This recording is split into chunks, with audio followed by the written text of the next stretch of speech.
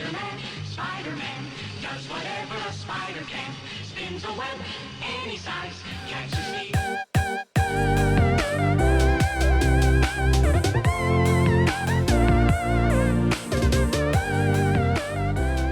Welcome back, ladies and gentlemen, to another video.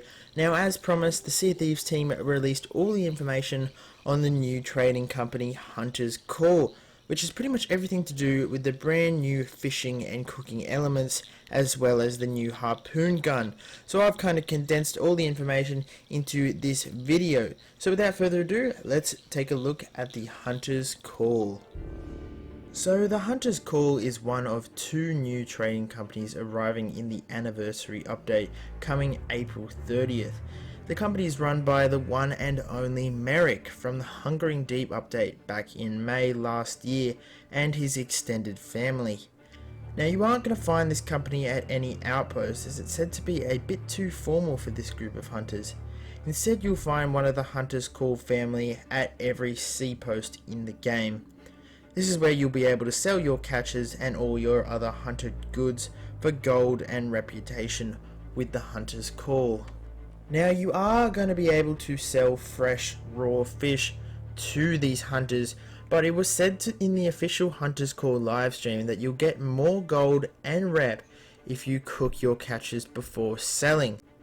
Now, when it comes to cooking, you are going to be able to cook any type of meat off the current animals that are in the game, meaning you can have some tasty chicken, pig, snake, shark, megalodon and even kraken meat on your cooking station.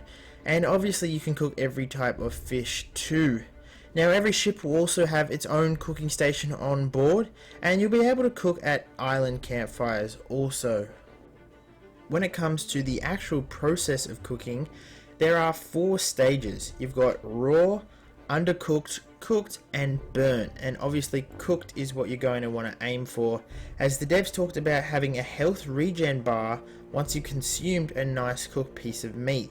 So basically you have like a backup health bar that will fill your health up if you don't take damage until that backup health bar is also empty.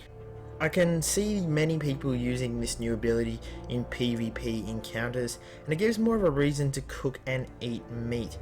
It was also mentioned that there are new fruit types with the mango, coconut, pomegranate and pineapple coming into the game, and apparently the pineapple is very rare but a very overpowered food, as it will heal you to 100 health with one bite and can take 2 bites to eat, or it will take 2 bites to eat.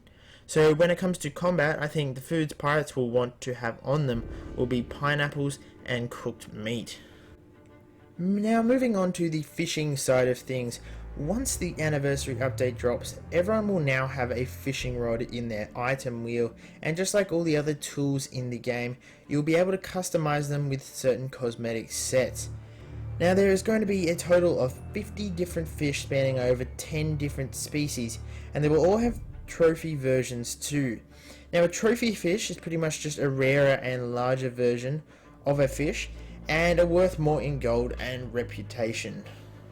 Not all 10 species were talked about in the info drop that the Sea of Thieves team gave us yesterday, but here are some that were mentioned. So you've got splashtails. They seem to be the most common species of fish, as they are found everywhere. You've got stormfish, which are said to only be found in the storm, and pondies, which are a freshwater species only found in ponds and bodies of water on islands, which is very interesting indeed. Another interesting feature coming is bait. Now, there are 3 different types of bait. You've got earthworms, grubs and leeches, and they'll give you a higher chance of catching certain species of fish, and you'll find bait in barrels and crates of supplies and stuff like that, just like you find your supplies at the moment. It should be noted though that bait isn't required to catch a fish, so don't worry if you can't find any. Finally, with fishing, there is a chance that sometimes you won't catch a fish at all, rather a junk item like an old boot or some fish bones. But not to worry, as these junk items do have commendations around them.